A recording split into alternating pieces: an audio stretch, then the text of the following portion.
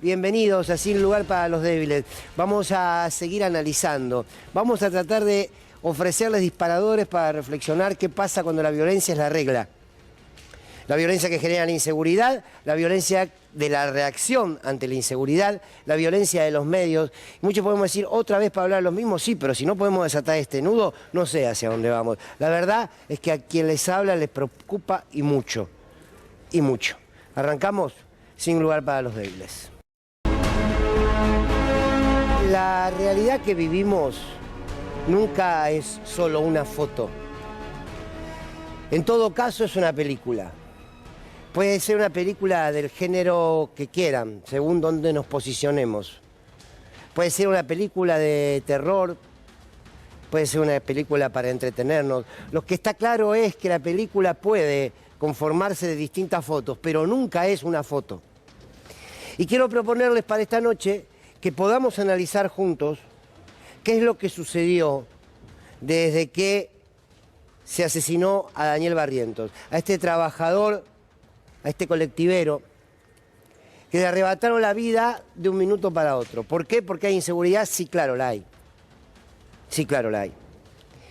La seguirá habiendo si no entendemos que la inseguridad no se resuelve solamente con más efectivos en la calle, con una política clara de prevención y de seguridad, valga la redundancia, sino que se resuelve cuando vos tenés una sociedad que está ordenada social y económicamente, con trabajo, con un salario digno por ese trabajo que te permita llegar a fin de mes y que te permita tener una sociedad que goce de derechos. Ahí ya tenés de arranque una sociedad menos violenta.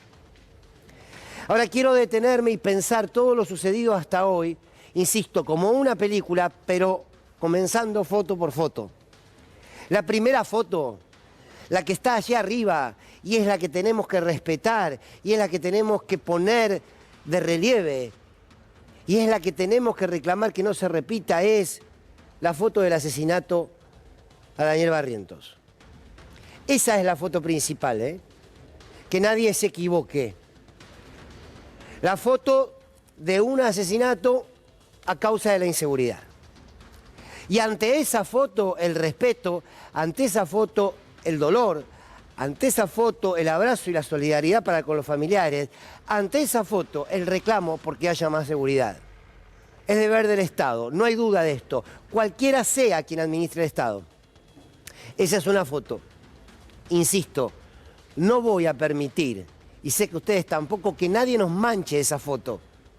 Y esto hay que decirlo con claridad, que nadie nos manche esa foto, porque esa foto es de un profundo dolor por una familia que perdió a un ser querido. Ahora, luego de esa foto, hubo una reacción, hubo una protesta y hubo un reclamo. Y está bien, y es legítimo. Y no podemos pedir que no suceda. Una tercera foto es un ministro, en este caso Sergio Berni, que va al lugar de la protesta, del corte, del reclamo, y aparece entonces la cuarta foto, la foto de la agresión, de la violencia, de las piedras, de los botellazos y de los golpes con el ministro. Y una última foto, el caranchismo político de los mercenarios de la muerte, el caranchismo político de aquellos que hacen su carrera política a partir del dolor ajeno. Todo eso es la película que estamos viviendo, a partir de lo que más nos importa, que es que un trabajador fue asesinado. Pero a partir de esto se volvió a alimentar el circuito de la violencia. La manipulación del dolor ajeno, la manipulación de la muerte de parte de los sectores de la oposición y de la derecha de este gobierno ya es intolerable. Intolerable. Si a la violencia le respondemos con más violencia, no salimos más. Si empezamos a encontrar cómo justificamos la reacción violenta, y abro un paréntesis, que se dirá en estos días si fue una operación, si fue armado o si fue espontáneo. Más allá de la opinión de uno, que la voy a dejar de lado en este caso. Más allá de la opinión de uno, lo vamos a saber en unos días, nada más. Pero me importa detenernos en si vamos a empezar a justificar la violencia ante un hecho violento. Claro está, que fue haber asesinado a un trabajador. Si a la violencia le respondemos con violencia, le estamos haciendo el juego a un sector de la política que en toda su historia ha construido poder a partir de la violencia y de los violentos. Y que en ese camino cumplen con su objetivo, que saben cuál es: construir una sociedad que desprecie la política. No me quiero detener en si Sergio Berni es un buen ministro de Seguridad, un mal ministro de Seguridad o un pésimo ministro de Seguridad. Si las formas son las correctas, si debió ir, si no debió ir. Se le puede decir lo que quiera, a Berni como cualquier otro. Lo que no podemos es ver cómo rascamos la olla para encontrarle un motivo a este ministro, como cualquier otro, para que un grupo de gente vaya y lo muela a trompadas. No. Por lo menos con algún sector del periodismo y de la comunicación y de la sociedad, no cuenten para eso. Porque luego, cuando la cadena de violencia se multiplica, dicen que no tienen nada que ver. Acabamos de ver un informe extraordinario en Duro de Domar, de cómo multiplican y vomitan el odio todos los días. Y saben que no es gratuito. Y saben que el escenario político que construyen les es favorable, más temprano que tarde. Ahora bien, un sector de la política también debe empezar a dar un poquito de respuesta, ¿eh? Estamos en un momento en la Argentina donde hay una enorme incertidumbre. Incertidumbre en lo económico, no sabés si la plata te alcanza a fin de mes. Incertidumbre en lo político, quiénes van a ser los candidatos de un lado o del otro. Incertidumbre, muchos dirán, por la inseguridad que hay. Sí, claro. Si la política en estos momentos, donde hay un sector que manosea la vida arrebatada de un trabajador para hacer política, si el otro sector no se pone la pollera y los pantalones y empieza a poner en valor y a darle certezas a la sociedad, se llevan puesto todo. Se llevan puesto todo. Lo han hecho más de una vez. No voy a comparar, no estoy comparando, pero quiero mostrarles, desde mi punto de vista, los escalones que han construido este sector de la hoy oposición para llegar al poder. Cromañón fue uno, Mauricio Macri fue jefe de gobierno por Cromañón. ¿Les importó algo la vida de los pibes de Cromañón? No les importó nada, absolutamente nada. De hecho, luego el gobierno de Horacio Rodríguez Larreta quería sacar el santuario allí en Once, que los familiares habían construido. No les importó nada. Se montaron sobre el dolor de las víctimas de Once para hacer política. Se montaron tras el suicidio de Nisman para hacer política. El dolor real, la bronca real, la impotencia real ante la pérdida de la base, del territorio, de la sociedad, todo, es el goce de una cúpula que, insisto, tiene un negocio en la violencia. O creemos que Milei no hace su negocio con la violencia, o creemos que Patricia Bullrich no hace un negocio con la violencia. Y discúlpenme, no es mi estilo, no suele gustarme, pero la verdad es que uno también se cansa. Y tiene que decirlo. Las Viviana Canosa, los Babi Echecopar, los Leuco, los Majul, los Lanata, dan náuseas. Pero dan náuseas. Hacen politiquería barata con el dolor ajeno. Santilli, Ritondo, Caradura. D'Alessandro escribe una nota, donde si no, en el Diario de la Nación, hablando de la seguridad. Un chanta de la primera hora. Y es realmente indignante. Porque puertas adentras de la familia, de la casa, del colectivero, de Daniel, no hay nadie y no va a estar nadie. Entonces, si construimos el círculo de violencia, le hacemos el juego a estos miserables de la política.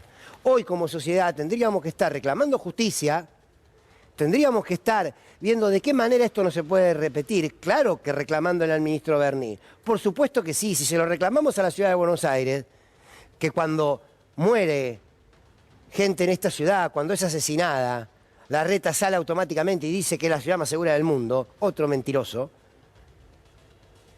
Digo, como lo denunciamos acá, lo tenemos que denunciar también en otros sectores de la Argentina, claro que sí. Ahora, el juego a los violentos no. El juego a los violentos no, porque no vienen luego de la violencia a construir la paz. A partir de esa violencia vienen a construir sistemas autoritarios, mucho más autoritarios y violentos. No hay un solo caso en la Argentina que un gobierno autoritario, democrático o de facto, haya llegado, si no es a partir de escenarios de violencia que ellos mismos multiplican. Y lo estamos viviendo otra vez. El que quiere ir armado, que vaya armado, el que mata tiene que morir, terminemos con la casta. Y así de a poquito van justificando un escenario. Si el hierro le responde al hierro, perdemos nosotros. Ellos no pierden nunca, ¿eh? Esos sectores no pierden nunca. Y creo que como sociedad tenemos historia, dolorosa historia, para saber que la violencia nunca es el camino. Insisto, y vuelvo a abrir paréntesis, no sé o sí, pero prefiero esperar a ver si estos grupitos que fueron a trompear al ministro responden a un partido político. Ahora digo, yo no vi a los padres y a las madres de los pibes víctimas del gatillo fácil prender fuego las comisarías. Yo no vi a los desposeídos, al 40% de los pobres en este país, trepando en los castillos de los que le saquearon los derechos para prenderle fuego lo que le robaron. Yo no vi a los perseguidos ir de cacería detrás de los perseguidores. Yo no vi a las madres y a las abuelas de Plaza de Mayo yendo a apedrear y a trompear a los responsables del genocidio. No, los vi pidiendo justicia, porque había que cuidar la democracia. Y me parece que ese es el desafío. No me quiero extender porque me interesa escuchar a mis compañeros y a mis compañeras. Pero ojo con el circuito de violencia. Porque el sector que está haciendo calanchismo político con el dolor ajeno, mañana lo hace con el dolor tuyo, o lo hace con el dolor mío. Y esto, perdón la soberbia, casi que no es ni opinable. Falta con repasar la historia. Alcanza con repasar la historia. Para darnos cuenta que solamente a partir del caos, solamente a partir de la violencia, solamente a partir de la desilusión, solamente a partir de la antipolítica construyen poder. Si nada de eso existe, no los vota ni los primos hermanos. Ojalá que podamos entender que estamos en un punto de quiebre, ¿eh? No le demos ni un tantito así, porque se llevan puesto todas las normas de convivencia. Y vuelvo al principio. Me voy a seguir quedando con la foto del trabajador asesinado. Esa es la foto de una realidad que tenemos que transformar. Pero ojo, que en los que hoy se rasgan las vestiduras no les importa nada en la realidad. Si después te disparan por la espalda y lo justifican. Insisto, no es opinable, ¿eh? Esto al menos es repasar los hechos. Vamos a ver el informe del 9 de Nepal. Bienvenidos a Sin Lugar para los Demás.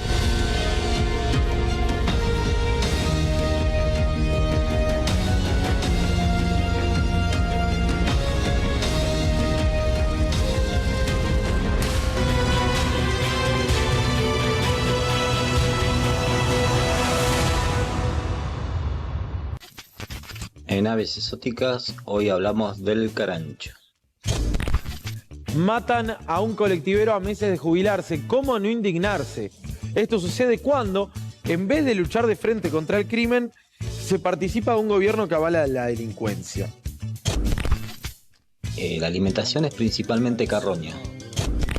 La exgobernadora bonaerense, devenida en orgullosamente porteña, dice: mi solidaridad con los millones de bonaerenses que salen cada mañana a trabajar con miedo y con la familia de Daniel Barrientos, el colectivero asesinado en La Matanza. La política se convirtió en un circo dramático y sin espectadores. Es el hartazgo, el cinismo y el relato sin respuestas.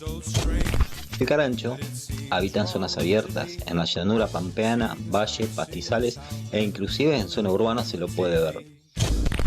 2. Bajo una pintada de Todos con Cristina casi lo linchan los mismos que lo votaron. A él, ministro de Seguridad de la provincia. A Aníbal, ministro de Seguridad de la Nación. 3. Lo rescataron el SAME y la policía de la ciudad. 4. Viva Perón.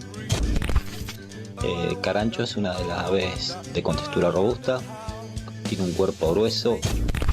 Sí, años justificando robos y homicidios, años destruyendo trabajos y oportunidades. Estas son las consecuencias, Sergio Berni. Mi solidaridad con la familia y compañeros del colectivero asesinado y con los 17 millones de bonaerenses que dependen de este gobierno de incapaces. Y es un ave que aprovecha cualquier oportunidad para robar comida y más que nada se alimenta de carroña de animales muertos.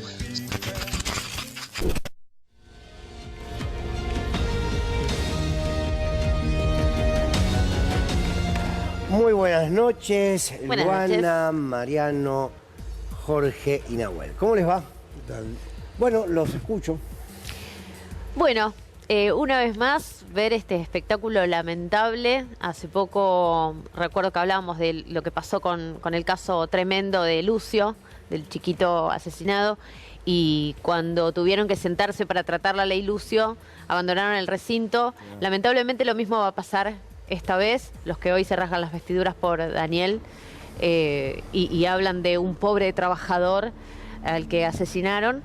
El día de mañana, cuando se tengan que sentar a discutir alguna ley para proteger a los laburantes, seguramente van a votar en contra o van a volver a abandonar el recinto. Por eso hay que acordarse muy bien de las caras de cada uno de los que hoy se están aprovechando de la muerte de este pobre señor.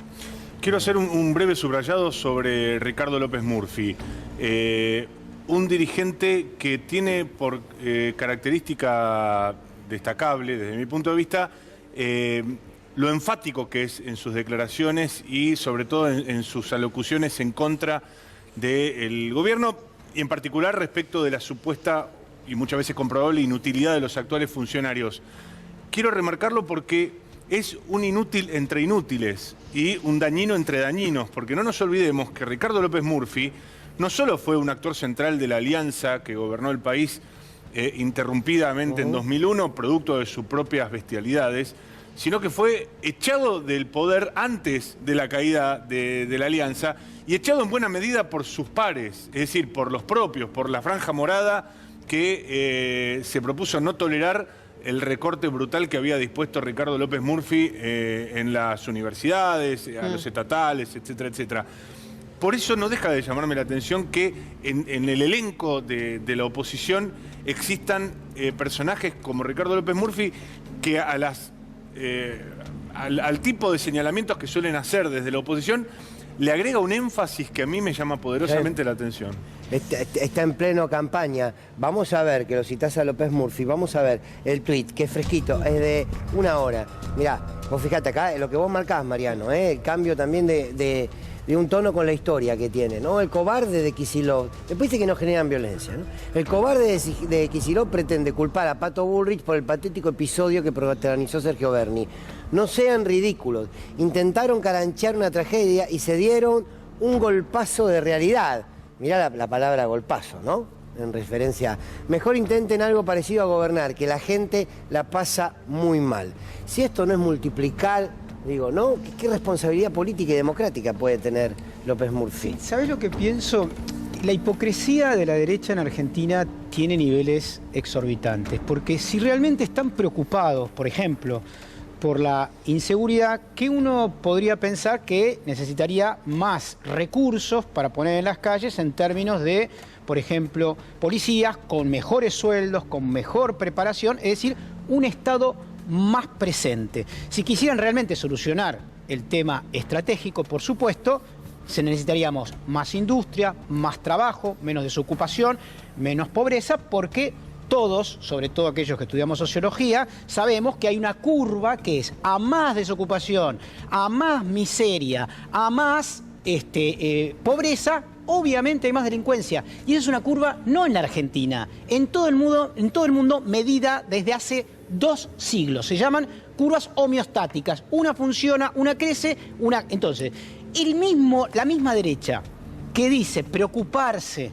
por un laburante asesinado es la misma derecha que está diciendo que quiere recortar el gasto público para que haya menos docentes, menos policías, menos seguridad en las calles, menos iluminación y obviamente lo que va a haber es el doble de desocupación, pobreza y marginalidad y violencia. Sumemos en esta cadena de odio, en esta cadena multiplicadora de la violencia desde lo verbal, el tuit de Patricia Burri también de hace un rato.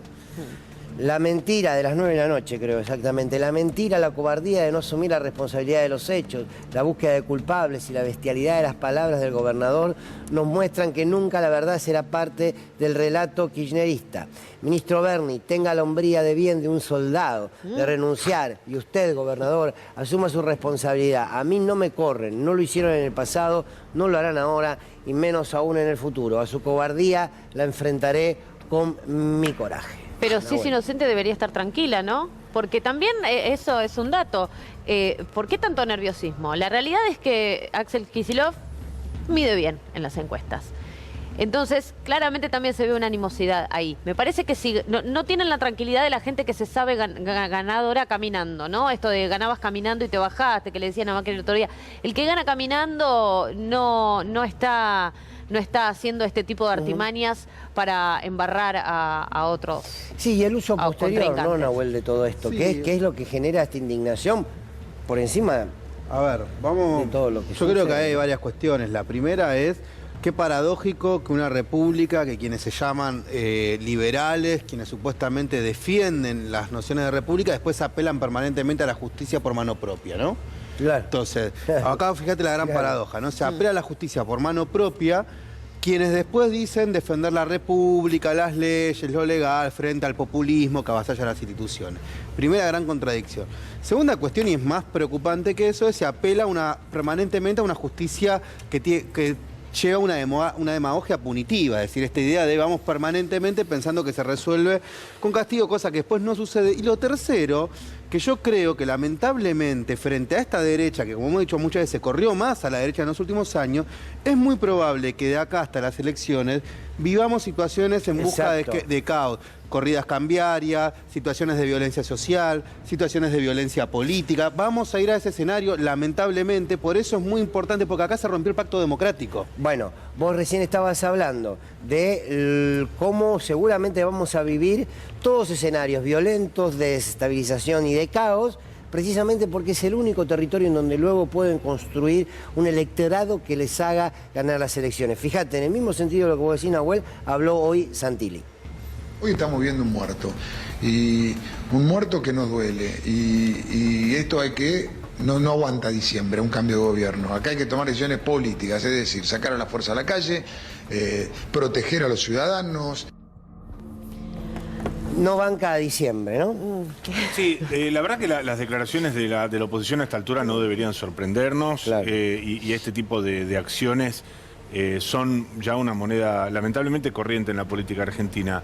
No obstante lo cual, yo creo que habiendo dicho bastantes señalamientos respecto de esta actitud de la oposición, yo también quisiera poner un punto respecto de lo que hoy señala el gobernador de la provincia, Axel Kicillof, porque pareciera hasta una reacción en espejo de aquel caranchismo que muestra la oposición. Porque, ¿cuál es el sentido hoy de deslizar una teoría acerca de el origen del ataque y del posterior asesinato de Daniel Barrientos cuando todavía no está esclarecido, si no es pura y exclusivamente en respuesta a los señalamientos de la oposición? ¿Qué quiero decir con esto? Si vos no tenés una línea investigativa clara, una hipótesis expresada por un fiscal, por un juez, que te pueda dar un basamento para expresar estas sospechas, que probablemente sean legítimas, Sí. y ya las habían expresado en su momento el propio Berni, me parece que lanzadas por parte del gobernador con el tono político que lo hace, tienen como efecto neutralizar lo que está diciendo la oposición y no llevarle tranquilidad a la población cuando el muerto está, cuando el asesinado está, cuando el episodio de violencia, cuando el episodio de violencia, no me extraña, sea de carácter de inseguridad o tenga un carácter distinto, no quita que hay un tipo que está a un mes de jubilarse que lo matan a sangre fría arriba de su herramienta de trabajo. Y eso es una responsabilidad central del gobierno de la provincia de Buenos Aires. Es que yo no Bien. creo que el gobernador saque la responsabilidad al mostrar de acá que hay caranchismo político y que esto es similar Pero, a la Morsa en algún momento, al tren que chocó, a la utilización de Nisman. No creo que quite responsabilidad. No es lo mismo la Morsa que el tren que chocó. El tren que chocó, mató gente y había un entramado de corrupción detrás de ese choque. No, es lo mismo. Y también había, bueno, pero a ver, vamos de por ninguna parte. manera lo mismo. Esperá, también había un chofer en particular que las pericias demostraron. Lo que digo es, paremos un segundo, está bien, me parece que son cosas separadas. Quiero decir, una cosa es lo sucedido con Bernie y otra cosa es el asesinato. Y ahí estoy de acuerdo con vos, digo, eso es intocable, esa es una realidad. Pero el gobernador en ningún momento dijo que no era importante. Vamos a escuchar lo que dijo el gobernador con el gato silvestre esta tardecita y seguimos debatiendo sobre este tema. Las circunstancias en las que se produce el asesinato a sangre fría del chofer de la línea C20 es no dudoso, es prácticamente inédito. Casi te diría, mira, viene el colectivo, lo cruza un auto de apoyo y suben dos personas con armas de un calibre mucho más alto, digamos, armas realmente muy, muy importantes para lo que habitualmente, porque hay robos en colectivo, incluso cosas así. Parecía el robo de un blindado. ¿Y qué se llevaron? Un bolso o una mochila y después a quemarropa asesinaron al chofer. O sea que indudablemente hay que investigarlo. Esto obviamente es la justicia y también la policía de la provincia, que ya dio con dos, por lo menos uno, entiendo que ya ha confirmado que es uno de los responsables. Pero bueno, hay que investigar a fondo para entender qué pasó, porque esto no parece un robo a un colectivo. Por eso digo, a ver, yo estoy de acuerdo con lo que dice Axel Kicillof, porque él habla del robo. ¿Qué es lo que le preguntaron? Pero eso, dividámoslo, porque si no, digo, una cosa es el robo. Repaso una información que da Juan Alonso, querido colega. Un arma 9 milímetros Beretta, una pistola semiautomática calibre 40 que vale $1.500, la caja de balas de 20.000 pesos, de una marca estadounidense, cruzan un auto para robar un colectivo, se llevan un bolso y una mochila, huyen y en la huida queman un auto, no se van a pie ni en moto, sino que tuvieron otro auto, todo eso para robar un colectivo. Este es un hecho, bien, la investigación, ¿qué es esto? ¿Es un robo común? ¿Hay otra cosa atrás? Bien.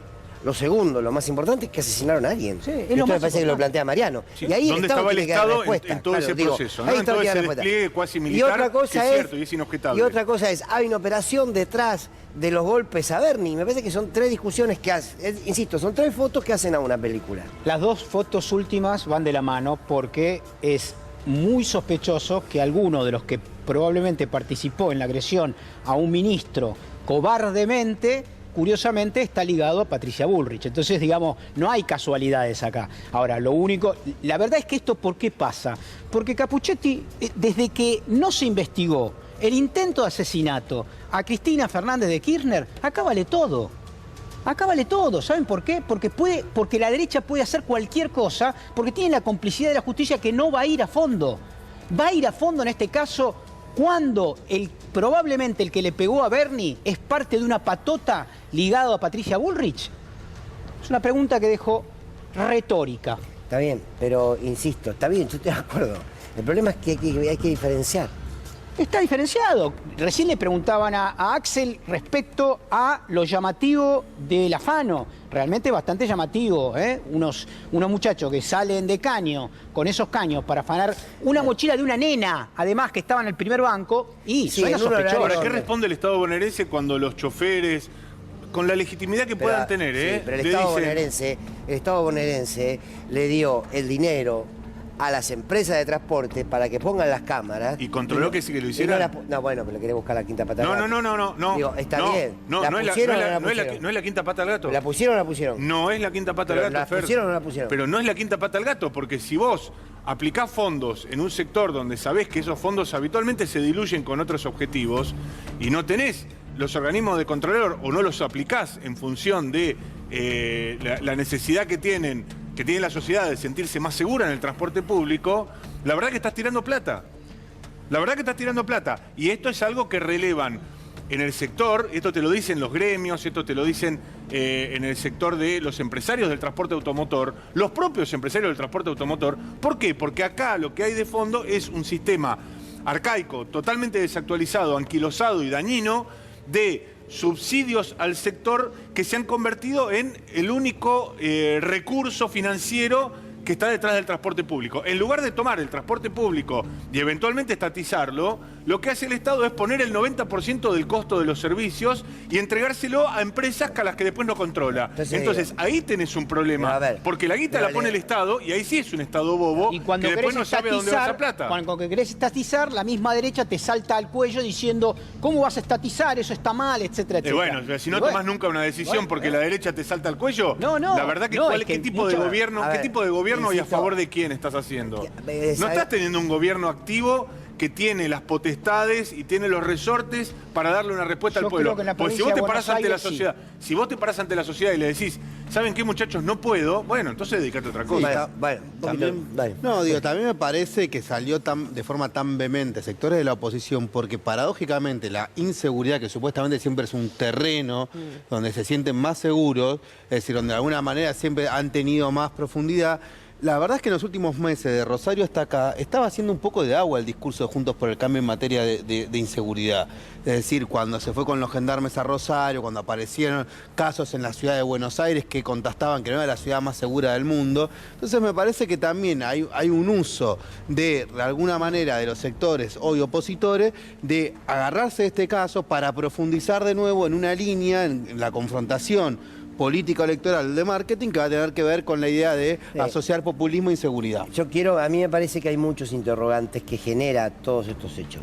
Por supuesto, el interrogante de por qué no se puede encontrar una solución, en este caso, a proteger a los transportistas, a los colectiveros en provincia de Buenos Aires, por qué si el Estado da un dinero a las empresas privadas no la ponen para lo que lo pidieron. Sumemos la pregunta que vos hacés, ¿por qué luego el Estado no controla, si es que no se controló? ¿Por qué la reacción ante este hecho tan doloroso como un asesinato es la violencia? Si aquellos que le fueron a pegar a Bernie eran realmente choferes, porque hay muchos testimonios que empiezan a decir nosotros no lo conocíamos, y luego porque un sector de la política permanentemente multiplica esto que parece que es su arena electoral. Yo creo, es todo esto. Y me parece que cada una de las cosas habrá que abordarlas de distinta manera, porque, insisto, y tomo esto que dice Nahuel, porque este es el pasto para la aventura de la derecha. Es no es otro. Entonces, construyeron todos los escenarios de profundo dolor social y de estabilización para llegar, ¿no? Fer, vos imaginate, recién lo hablábamos, recién estábamos teniendo un debate que era muy favorable. Imagínate si el debate, en lugar de mataron a un colectivero, de quién es la culpa, hoy el debate fuera, bueno, el gobierno toma la decisión de absorber los servicios de transporte público urbanos e interurbanos.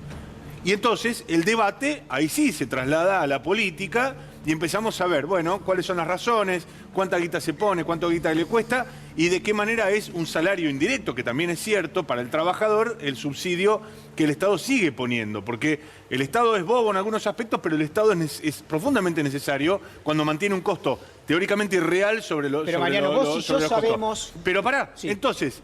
¿Por qué no estamos discutiendo eso y por qué solo discutimos en el terreno de la derecha, como bien estás marcando vos?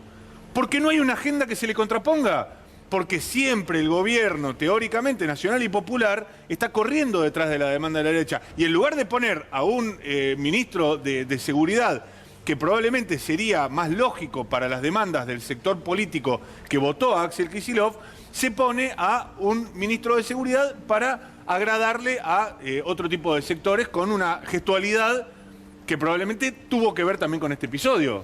Sí, no comparto, que tuvo que ver con el episodio que en el sentido que fue a provocar. ¿decís? La gestualidad, no, yo no estoy diciendo que Bernie tenía la pollera cortita si ese era tu señalamiento. Yo lo que estoy diciendo es que el tipo de gestualidad a la que nos tiene acostumbrado Bernie, bajando de helicópteros, poniéndose ropa de fajina, etcétera, etcétera, lo expone naturalmente más que a otros funcionarios a un episodio de las características del que sufrió ayer.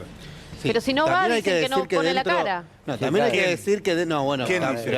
A ver, también hay que decir... Por eso, ¿quién dice? ¿A quién le responde esa gestualidad? ¿Al votante propio o al votante ajeno al que se quiere seducir?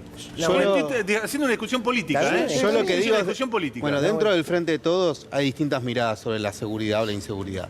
Una es la de Bernie. También hay otras, la de Zaffaroni, la de Sabina Frederick. Yo diría que la de Bernie ni siquiera está dentro del Frente de Todos. Bueno, poner donde vos quieras, pero hay otras miradas. Zaffaroni tiene una mirada, Sabina Frederick tiene otra mirada. Hay movimientos sociales que tienen una mirada respecto a la inseguridad. Es decir, es un tema complejo en el cual el Frente de Todos tiene que tener una política única, pero la realidad hoy es que no es la única mirada la de Bernie de lo que hay que hacer. No, claro, claro. Y el tema de fondo, sí, digo, yo- quiero volver al inicio, digamos. El tema Sí. de fondo, delito va a haber incluso y marginalidad y violencia de este tipo, incluso si el Estado toma la propiedad de y estatiza el transporte público. El problema de fondo en la Argentina, muchachas y muchachos, indudablemente es la economía. Si vos tenés un 40% de pobreza, los números, les voy a decir cómo funciona en criminología, es un 0,3% de todos los desocupados en las curvas dan que se vinculan al delito. Es así, 0,3%. Vos tenés 40 millones, tenés 10 millones de personas que están fuera del mercado, hace el 0,3 y te va a dar un número. Y eso pasa acá, en Suecia, en África y en No, Estados Unidos. y también Entonces, está claro- lo que hay que hacer es una política de desarrollo y de inclusión social que le dé laburo a la gente, laburo, educación, vivienda, y con eso reducir fuertemente. ¿Por qué la derecha no quiere hacer eso? Bueno, Porque le gusta que este caranchismo. y también está probado que en los países donde hay más fuerzas represivas, hay pena de muerte y hay más recorte de derechos y de libertades, son más violentos. Claro. Yo tenía... Ah, sí, ¿qué tal? Yo normalmente vino. los escucho y me aburro, pero hoy los escucho y me dan ganas de cagarlos a trompadas. ¡No! Ponerlos en fila y entrar. Por favor. Tenés que tener mucho aguante, Facherman. Tenés que tener Empezaría mucho por aguante. por la chica, pero por la cosa de la igualdad no te dejaría fuera. No, pero Facho. la verdad Es que que no no, puedo parar de al escuchar. revés. Hay que tener mano dura, señores, así como la que le metieron a Bernie acá. Está muy bien, hay que cagarse a trompada con todo el mundo. Fíjense que los mismos tipos que están en las fotos cagando a trompada a Bernie están al lado de Patricia Bullrich, cagado de susto. Con ella nada. ¿Por qué? Porque No, le tienen están respeto. financiados, A este van y lo van a... Facherman. ¿Me entendés? Hay que poner a una mina así, como la Patricia. ¿Usted justifica los golpes a Bernie? A ver, no, yo no sé qué pasó ahí, la verdad yo no estaba, yo me hubiera encantado estar porque me hubiera metido. Pero veo que con Patricia no pasa, ¿me entiendes? Claro. Y la veo más alta, Patricia, que Bernie, no. La veo más fornida, con más clase de taekwondo, no. Ahora, el taekwondo de Bernie igual es raro. ¿No? Creo De lo que que uno karate. esperaría, no te digo kung fu cuando sale de la cantina. Fue de espalda, pero un Facherman, poquito fue más, de ¿no? espalda, fue de ¿Eh? espalda. Le pegaron de la espalda. Claro, Ah. muy cobarde. Fueron, le pegaron. Claro. Pero a usted Por no la le espalda. preocupa, a mí me preocupa estos hechos de violencia, ¿eh? A Que mí se me gusta multipliquen. que haya violencia, yo creo que la violencia engendra la violencia y eso nos va a llevar a una espiral que va a hacer que gane la derecha y entonces yo voy a estar más tranquilo porque son todos amigos míos. No como ustedes que son un grupo de gente con el cual no tengo prácticamente ninguna Pero, coincidencia. pero mire cómo lo aceptamos acá. ¿Cómo? ¿Cómo lo aceptamos acá? Por la fuerza, debatiendo? digamos, porque no hay más remedio. Bien, digo, me parece que yo le tengo un poco de temor a que esto sea el comienzo de algo, ¿eh? Digo, insisto, la reacción posterior, porque lo más importante sigue siendo el asesinato de este trabajador. Bien, nos vamos a ver qué es lo que pasa en Estados Unidos, ¿no? Hablando de derecha, ¿no? Hablando de Hablando Facherman. de derecha, y ahí sé que usted tiene muchos vínculos, Y sí. Facherman. ¿Qué pasó con Trump? He's gearing up for a battle. This is something that obviously we believe is a political persecution, and I think people on both sides of the aisle believe that it's a complete abuse of power.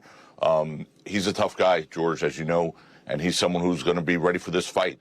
We're ready for this fight, and I look forward to moving this thing along as quickly as possible to exonerate him. No, I don't believe the judge is biased. I mean, the president's entitled to his own opinion. Look, he's been the victim of a political persecution. Nuestro país se está yendo al infierno. And we remember the 51 intelligence agents who said Hunter ¿Quién Biden's dijo que laptop was la laptop de Hunter Biden decía que era desinformación rusa, que no existía, que era desinformación rusa? ¿Recuerdan eso? Y se confirmó después por el FBI, cuando todos sabían que no era desinformación rusa. Y tantas cosas. Nuestras elecciones son como las de la elección de un país del tercer mundo. Y ahora tenemos esta interferencia masiva a una escala que no se ha visto nunca en nuestro país. Comenzando con la izquierda radical, con el fiscal apoyado por George Soros, Alvin Bragg de Nueva York, que hizo campaña sobre el hecho de que él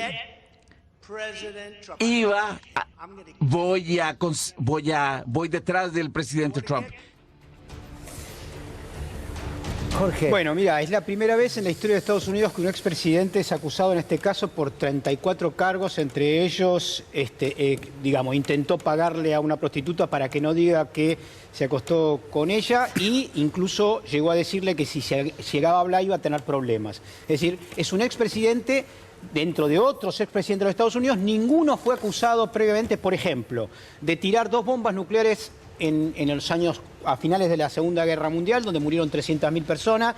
No fue, y le dieron el Premio de la Paz, por ejemplo, a Obama, que tuvo 8 años en el poder, y ninguno de sus días en el poder estuvo sin una guerra y en invasiones, y mató aproximadamente a 300.000 iraquíes y afganistanos y gente de Afganistán. Bueno, tenemos que en Estados Unidos, evidentemente, esto es muchísimo más grave que los genocidios producidos incluso en América Latina. Recordemos que en Guatemala fueron asesinados con apoyo de la Doctrina de Seguridad Nacional y del Departamento de Estado 300.000 pueblos originarios, individuos de pueblos originarios. Estados Unidos es la cuna, creo yo, de la hipocresía y lo están mostrando con este juicio.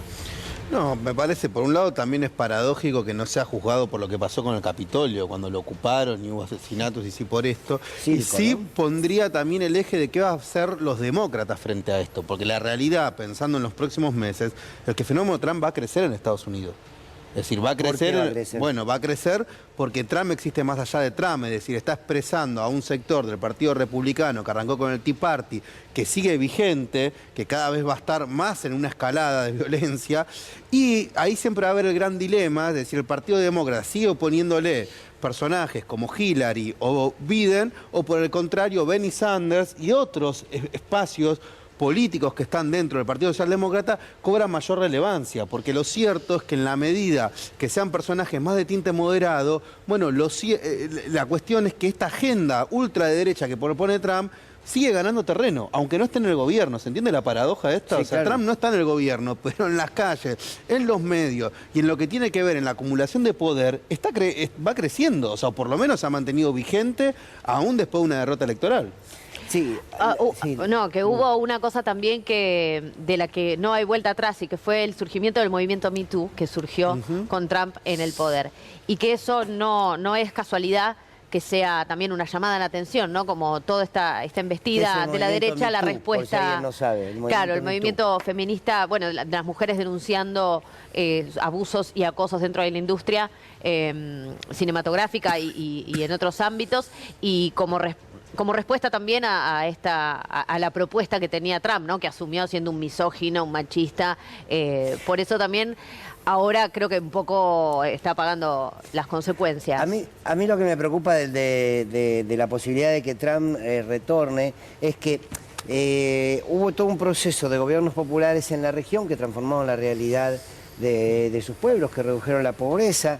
Luego llega, a partir del lawfare y a partir también de esta instalación de que son todos chorros y que eran dictadores y que eran populistas, la derecha empieza a instalarse nuevamente en la región, Bolsonaro, Trump, la tradición de Lenín Moreno y otros tantos, y luego, cuando se fue a votar, la región demostró que no se derechizó, sino que empezó a votar gobiernos de izquierda o de centroizquierda. Y la impresión que me da es que esos gobiernos de izquierda y de centroizquierda no fueron tan profundos en la política como para ahora volver a abrirle la puerta, sin quererlo, claro está, a nuevas oportunidades, por ejemplo, para los Trump. Bueno, fíjate, ahí yo citaría a Cristina Fernández de Kirchner, que me parece muy atinada cuando ella marca la idea de la insatisfacción democrática. Claro. Que rige ese concepto para la Argentina, rige para la región, rige para Estados Unidos.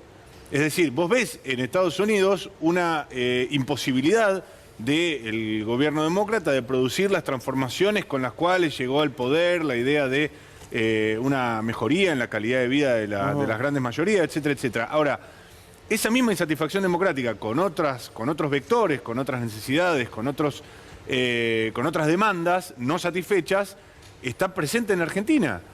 Sí, y claro, eso bueno, es el caldo ineludible de cultivo de las extremas derechas. Porque vos fíjate que, la verdad, no se han esmerado mucho las extremas derechas en el mundo, ni en la Argentina, ni en Estados Unidos, por encumbrar a líderes que nos vayan a sorprender demasiado. Margaret Thatcher por lo menos era una mujer pensante.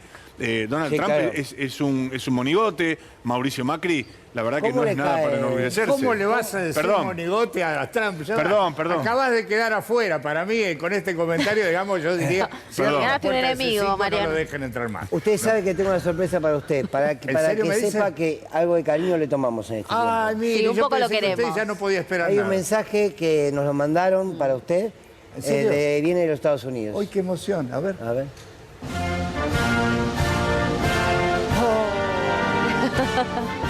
¡Qué maravilla! Se agarra el pecho. Sí, la verdad que tengo muchas ganas de emociona. conocerlo personalmente. Además, no termino de entender cuál es el problema. El tipo normalmente en Estados Unidos, el mercado marca que si uno va con una prostituta, le paga a la prostituta. Pero esto no fue por pagar a la prostituta. Por eso fue, te digo, fue la él va y sobornó, le para que paga. no ¿Qué hable. problema hace? ¿Por qué patalea después? Y yo lo que me pregunto Ya es, está. sus socios locales, ¿no Sí. están preocupados porque ver a su líder, porque Trump es el líder de Patricia Bullrich, es el líder... Trump el es Patricia de Milei- Bullrich sin peluca, digamos. Por eso, y no están preocupados porque su líder pueda Pero hacer... son cosas del momento. Es el famoso lofer, ¿entendés? Que se aplica también. No, me muero que dan vuelta Le la... agradezco a mis compañeros y le hago una pregunta. Sé que usted está encabezando y necesito que me deje el lugar. Sí, Pero las digo, dos cosas. no. Le Pero cuento mientras uno, voy tanto, hasta ahí, le voy contando sí. y después me voy. No, Mire, digo, usted está en una convocatoria. Estamos en contra, esto lo digo muy en serio, estamos absolutamente en contra de la ley de alcohol cero. Esto, en primer lugar, crea las mismas condiciones que en Chicago de los años 20-30,